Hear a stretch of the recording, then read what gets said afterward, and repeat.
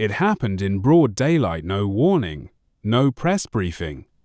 President Ibrahim Traoré, flanked by his guards, calmly walked through the corridor of the Humanitarian Coordination Center in Ouagadougou. Then, in a moment that stunned even his closest aides, he reached out and handcuffed Clare Maro.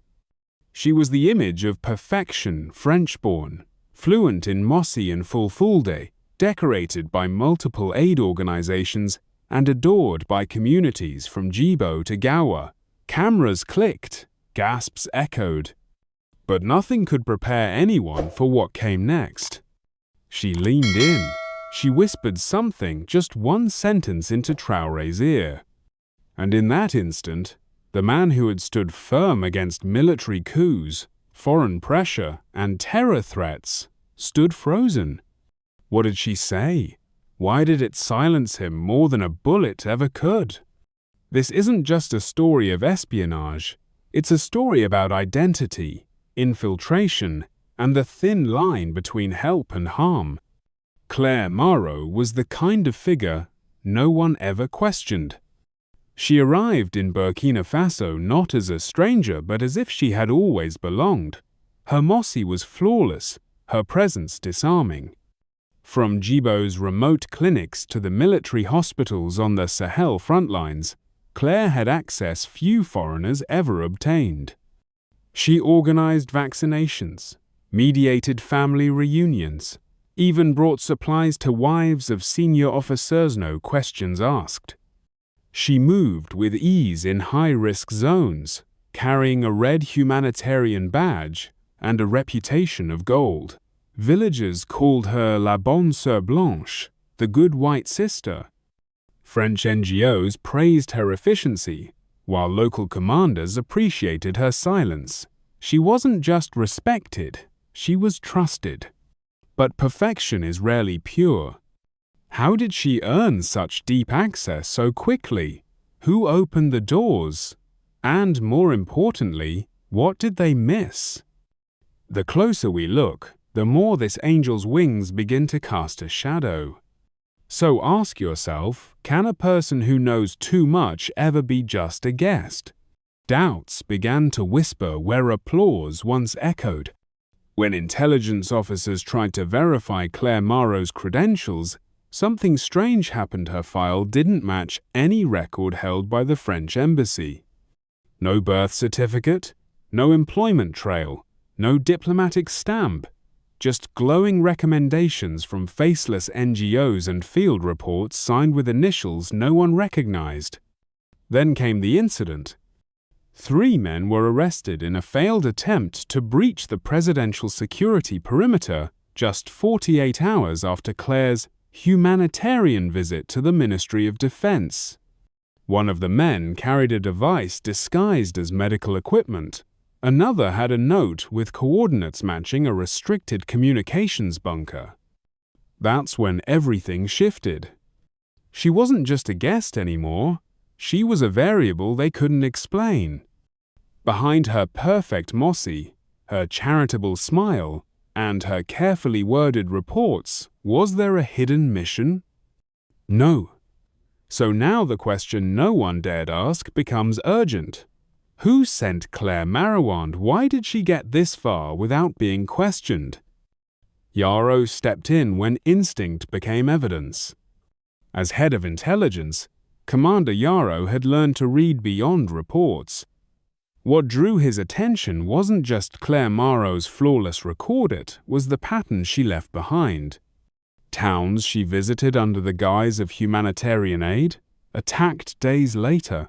Military posts she delivered medicine to, sabotaged from within. He mapped them Dori, Ouahiguya, Koudougou, and the pattern formed a scar across the country. Satellite imagery confirmed the impossible. Clare's movements always preceded tactical strikes, not by chance, not once, but with eerie precision.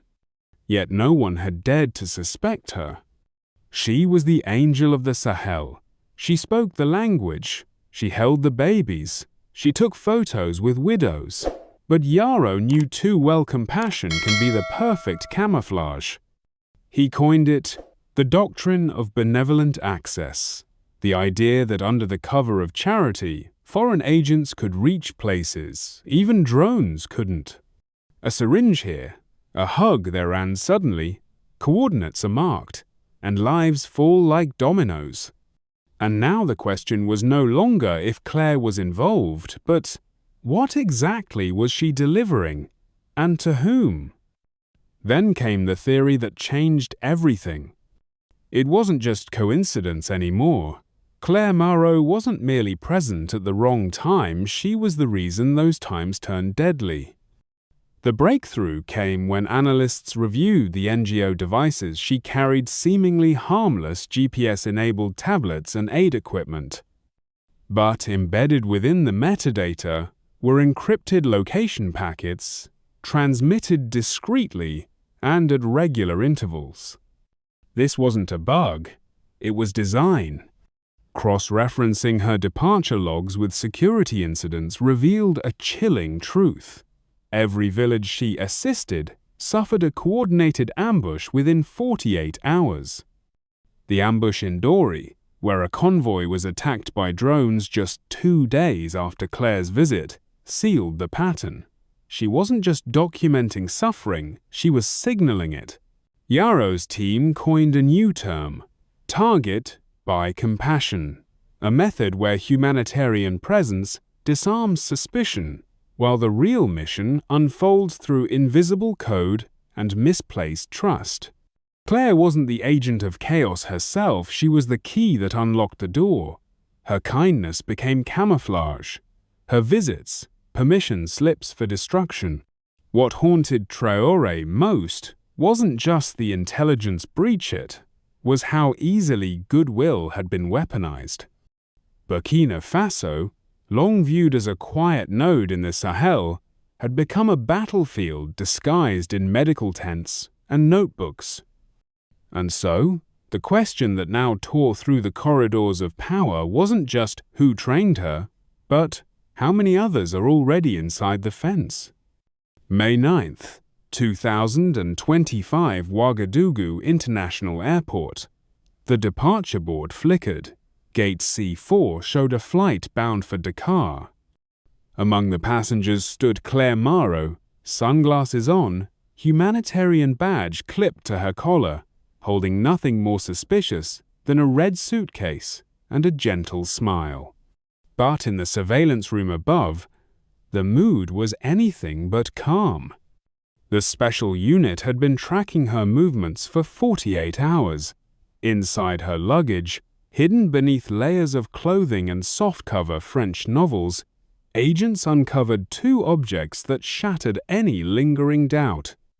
A military-grade encryption chipone, used to relay coordinates via low-frequency burst, and a forged diplomatic ID not registered with any embassy.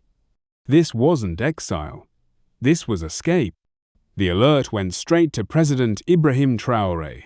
No press, no cameras, just a decision. He gave it quietly, with the weight of a man who knew exactly what it meant. Bring her in. I'll handle it myself. At 1943, Clare was escorted off the tarmac by 4 plainclothes officers. No struggle, no resistance. Her eyes locked with Traoré's in the arrivals corridor, and for a second, everything paused. The president didn't speak. He didn't have to. And Clare only nodded, as if she had been expecting this moment all along. She was not placed in a standard holding cell, but transferred to a high-security containment room in Koudougou reserved for foreign intelligence threats. Her possessions were catalogued, her communications cut. The silence around her arrest was strategic. Even the French embassy hadn't been notified. Not yet. But the real question wasn't what they had found. It was why she hadn't run sooner. Was she waiting for someone? Or for something bigger to begin? And in that long hallway, as the elevator doors closed behind her, another question echoed louder than any headline. What did she whisper that made Traoré freeze? The room was not cold, but it felt frozen. Beneath the presidential palace, far from the buzz of ministers and press, a narrow chamber of bare concrete and one overhead light housed the woman no one could quite define, Clare Maro. No handcuffs, no bruises, just silence and the sharp presence of a gaze trained on her for weeks. President Ibrahim Traoré entered alone. He didn't slam a file on the table. He didn't bark accusations. He laid out a simple manila folder, slid it forward. Inside, GPS metadata from her aid drone, audio intercepts, flight logs she never filed, all linked to sites that were attacked hours later by groups that were supposed to have no intelligence access to them. Claire looked at the folder, then looked up at him. She didn't deny a single charge. Instead, with calm precision, she reached into the sleeve of her linen blouse and withdrew a sealed envelope, yellowed by heat, marked only with a wax insignium that Traoré recognized instantly. Inside were 6 photographs. The first 5 were chilling. Meetings held in remote Sahel compounds. Men with guns, men in suits. Faces familiar not from local politics but from Parisian cabinet briefings and EU cooperation programs. French defense attachés shaking hands with known insurgent leaders. Laptops open, maps laid out. Laughter, agreement. The 6th photo was worse. A blueprint, labeled in French, showing strategic energy and military points across the Sahel, of which had already been sabotaged in recent months. She whispered again, softer this time, "Not all monsters wear masks, Mr. President." But it wasn't a taunt. It was a warning. In that moment, Traoré's expression didn't shift out of fury but out of calculation. Claire was no common operative. She was a channel, perhaps even a liability, to the very powers that had funded decades of instability disguised as diplomacy. And she knew it. "I don't need protection," she added. "I need you to listen." In a twist few could have predicted, Traoré didn't call in the guards. He didn't shout for international lawyers. He pulled a chair across from her and sat down silent, focused. This wasn't about guilt or innocence anymore. This was about what to do with someone who had the proof but was also part of the plan. Had Claire turned? Or had she been turned? Had she come to warn Burkina Faso bargain with it? The room held no echo, but every breath sounded like thunder. Outside, the world still believed the spy had been caught, but inside this room, a far more dangerous truth was unraveling, not of espionage, but of geopolitics played in the shadows. And as Traoré leaned back, a single thought crossed his mind. Was she sent, or did she escape? She didn't blink when he accused her of espionage. She didn't plead when he showed her the drone data or the forged ID. Instead, Clare Maro leaned forward, eyes unwavering, and said something that shifted the weight of the entire interrogation. "I didn't follow orders. I followed the truth." It wasn't defiance, it was confession.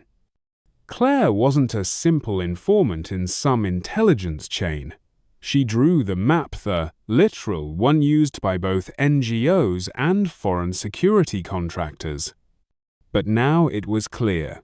The very coordinates her team labeled for humanitarian support matched oil reserves, lithium fields, and rebel flashpoints across Burkina Faso, Niger, and Mali. She handed Traoré a flash drive. It didn't contain encrypted files or code names. It held project memos, meeting minutes, email threads from consultants tied to European embassies. They revealed a long-term strategy: destabilize key regions subtly, then swoop in with security assistance offers only if the country signed exclusive resource contracts. It was a modern colonization manual wrapped in the soft language of peacekeeping. And Claire? She helped design it. But what shook Traoré wasn't just the documents. It was her next line. I built the system. I thought it was for good, until I saw what we did in Dori, in Tillaberi, in Ségou. Her tone cracked for the first time. Behind her precise posture and fluent Mossi, behind her flawless French passport and NGO press kits, was a woman carrying the guilt of a well-intentioned weapon. She had stopped following directives months ago. Instead, she began tracing patterns, keeping copies, exposing gaps between what was said in donor briefings and what happened on the ground. Claire was no longer part of the operation. She had become a whistle in the storm, and now she stood before the only leader who might listen. Traoré listened. He knew what this meant. If he revealed the information, he could collapse years of economic subjugation, but it would come at a price. Diplomatic retaliation, economic blockades, maybe worse. Claire offered no solution. Just clarity, just truth. I'm not your enemy, she said softly, but I may have handed you theirs. The silence after that wasn't empty, it was loaded. Claire wasn't a spy. She was the cartographer of modern exploitation, the one who turned aid into access, and now perhaps was ready to turn that access into evidence. But what does a president do with someone who once guided the wolves and now wants to protect the herd? How do you hold someone accountable for building the trap if they're also the only one showing you the exit? The room was silent, but not because it lacked sound. It was the kind of silence that weighed heavily, the kind that came after betrayal had been proven and trust, once blind, had opened its eyes. On the polished wood of the situation table lay the photos Claire had handed over, grainy but unmistakable. A French diplomatic envoy, seated across from known Sahel insurgents, maps between them, pens in hand, resources circled in red. President Traoré didn't speak at first. He had seen war, he had seen exploitation, but he had not expected to see them sign contracts together. 3 advisors stood by. Yaro, the intelligence chief whose eyes never blinked during briefings, Colonel Nikima, sharp as a drawn sword, and Minister Diabate, who knew how fast global outrage could be bought and sold. Diabate cleared his throat. If we leak this, we light a fire across the continent. France will call it fake. The EU will call for stability, and they'll paint us as the ones who set the match. Nikiyama, always the tactician, countered. And if we do nothing, that fire still comes, but it'll be in our villages, not their headlines. But it was Yaro who laid out the deepest cut. We are not just dealing with spies, we are dealing with architects, and Claire She was their compass. Then came the shift, not in words, but in vision. A new strategy began to take shape, not to scream the truth, but to weaponize its silence. What if Burkina Faso became the mirror they couldn't avoid? Instead of detonating the truth now, they would feed false coordinates, redirect humanitarian signals, simulate troop movements, let them send their drones, let them triangulate, let them come to nothing, let their own machinery collapse under a false sky. Traoré finally spoke. This is not just about defending a nation, it's about disarming a blueprint. But even as the plan unfolded, a deeper question haunted the room. Could they protect the innocent while dancing with deception?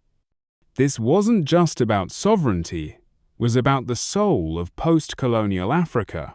The right not only to govern, but to outthink, to outmaneuver, and to outlast. For decades, global powers had operated in shadows. Now, the shadows would answer back. But the final decision carried no applause, only the hum of the power generator and the weight of responsibility. The operation was codenamed Silken Trap, not to strangle but to reveal, quietly, irrefutably. And yet, even with the perfect plan, one question remains suspended in the air, unspoken but unavoidable.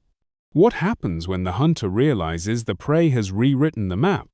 The journey to Djibo began before sun-risen. No sirens, no flags, just 4 unmarked vehicles rolling north, cutting through red Sahel dust and whispers of betrayal. Inside the lead car, Traore sat in silence, eyes locked on a worn-out folder marked Operation Filigrane. It contained one coordinate, one name, and a satellite image of what was supposedly a literacy outreach center for displaced youth. But what they found was not a classroom. Hidden behind walls painted with smiling cartoons and the word pay was a covert coordination hub-built with humanitarian money, operated by European hardware, and most chilling of all run by Burkina, children trained to upload real-time field data. Traore didn't speak. He walked past stacks of solar-powered routers, through a room filled with devices disguised as language tablet sievery, one of them transmitting metadata. At 9:47, 2 foreign nationals were detained without resistance. The first a man in his 40s, carrying no ID but with calluses that betrayed years of handling firearms. The second a woman listed on an NGO roster as medical technician, but whose laptop revealed encrypted communications matching military-grade protocols used in Mali's shadow zones. Djibo, once known as a border town where culture crossed paths, had become a nerve center in an invisible war, where innocence was weaponized and surveillance wore a smile. Yaro, who led the sweep, whispered just loud enough for Traore to hear, "Sir, this is not infiltration, this is replication. They're building networks to mimic our civil structure." Worse still, the children inside believed they were helping. To them, the tablets were tools of education. The whiteboard taught them code. The garden outside was therapy, but they were pawns in a geopolitical game they never chose to play. And here lay the ethical horror. When war is no longer fought with weapons but with hope twisted into data, who protects the heart of a nation? Traore did not order cameras. He didn't call the press. But he did what few would. He stayed. He spoke to every child, asked every question, touched every device. And in the corner of the courtyard, he found a map hand drawn in crayon, marking routes taken by visitors, times of their return, and colors identifying their missions. It wasn't just espionage. It was training under the guise of help, and it had been happening for years. So when Traore looked up at Yaro, the question wasn't what to do next. It was deeper, older. How long have we mistaken smiles for solidarity? And for you watching now, if a school can become a battlefield without anyone noticing, what else are we overlooking in the name of aid? When leaders are cornered, some retaliate with force. But on that afternoon in Ouagadougou, President Ibrahim Traoré struck back with something far more powerful truth. At precisely 14 o'clock GMT, a nationwide broadcast interrupted all programming. No music, no applause, just the solemn voice of the president and a screen that flickered not with anger but with evidence. Instead of leveling accusations at France or the broader West, Traoré delivered a lesson in restraint and clarity. He showed satellite images, timestamps, intercepted coordinates, and finally, Clare Maro herself, seated, calm, composed. She didn't deny the charges. Instead, she explained them. She revealed how her career began in Paris as part of a humanitarian academy tied to foreign operations, how she had been trained not just to assist, but to identify vulnerabilities under the veil of compassion.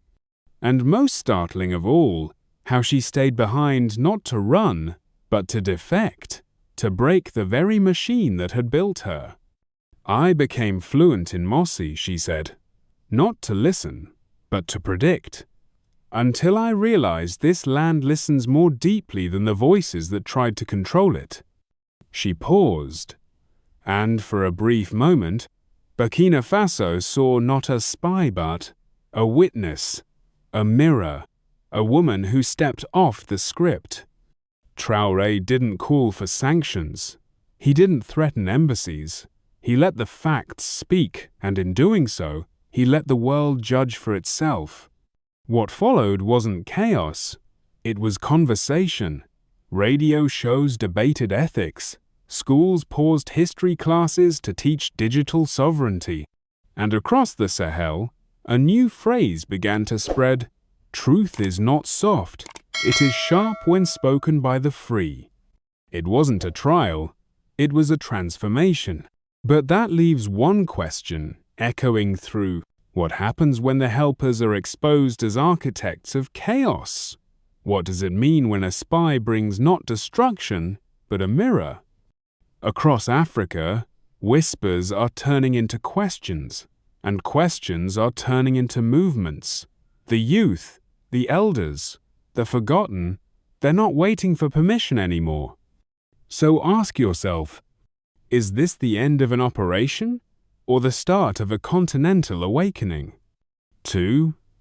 Save this video so you never forget this moment. Share it if you believe justice should speak louder than fear. Comment below, when power changes hands, who writes the truth? Every newsroom, every classroom, every silent embassy hall. If transparency is the new weapon of the oppressed, who's brave enough to use it next? Some stories end in silence not because they were forgotten, but because they echoed too loudly. 3 nights after the national broadcast, Clare Maro disappeared.